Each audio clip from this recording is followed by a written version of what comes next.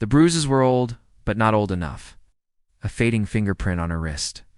A yellowed shadow along her jaw, hidden poorly beneath makeup applied in a rush. The retired SEAL Admiral noticed them the moment she set the coffee on his tableland in that quiet diner. Something inside him went rigid, because he knew those marks, and he knew what usually followed them. Before I tell you what happened next, tell me in the comments where you're rewatching from. I love knowing who's listening. The diner sat at the edge of a small coastal town, the kind of place where everyone knew everyone else's business and pretended not to. The Admiral had chosen it deliberately. No ceremony, no recognition, just a place to sit with his thoughts. In the steady rhythm of waves he could almost hear beyond the road. The waitress's name tag read Lena. She moved quickly, efficiently, but not confidently. Her shoulders were always slightly raised, as if bracing for impact. A man at the counter raised his voice to complain about cold eggs. She flinched just a fraction too late to hide it.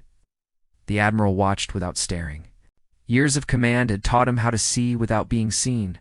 When she returned with his refill, he spoke gently. "Long shift?" She nodded. "Always is." Her smile was practiced. Her eyes were not. As she turned away, the Admiral felt the familiar pull of moral tension, the one no rulebook ever prepared him for. He was retired. No authority, no badge, no legal right to interfere. And yet some lines once crossed never faded. He waited.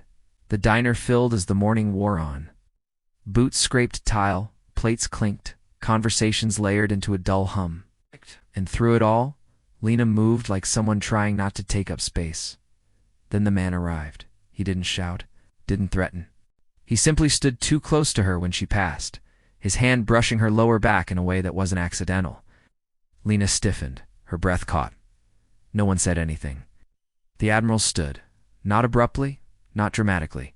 He paid his bill first, left a generous tip. Then he walked toward the counter, his posture relaxed, his voice steady.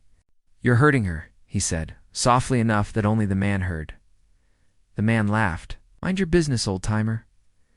The Admiral met his eyes. For the briefest moment, the town saw something it had never seen before, the stillness of someone who had commanded chaos and never blinked. "It is my business," the Admiral replied, "because you made it so." The diner went quiet, not silent quiet. Forks paused mid-air. Conversations died unfinished. Even the coffee machine seemed to hiss more softly. The man scoffed and leaned closer. "You don't know a damn thing." The Admiral nodded once. "I know enough." He didn't touch him, didn't threaten him. Instead, he turned to the room. "Many of you have seen her come in with bruises?" he asked. No one answered. "How many of you heard shouting through thin walls?" Still nothing.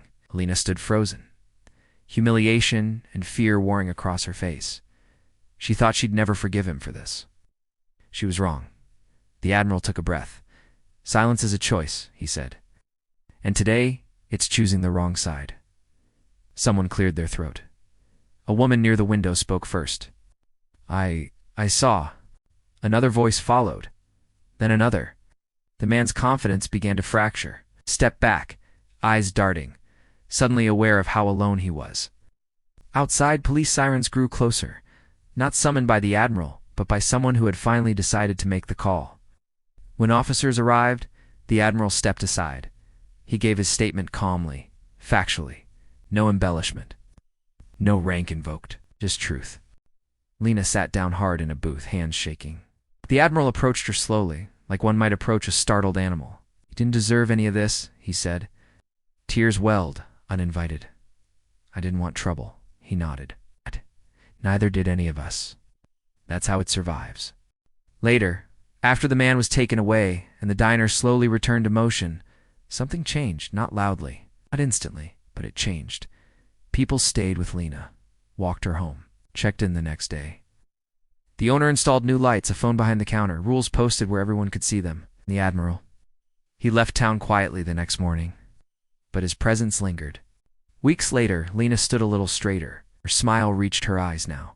The bruises faded. The fear loosened its grip. And when she caught her reflection in the diner window, she barely recognized the woman staring back.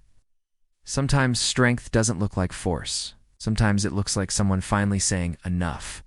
Because kindness doesn't vanish. It waits, and it finds its way back. Just like courage, returning to the same quiet place where it was once ignored. If this story moved you, share it with someone who needs to hear it. Leave a comment, subscribe, and stay with Whispered Words, because the bravest missions aren't always fought with weapons, but with the decision to stand when everyone else sits.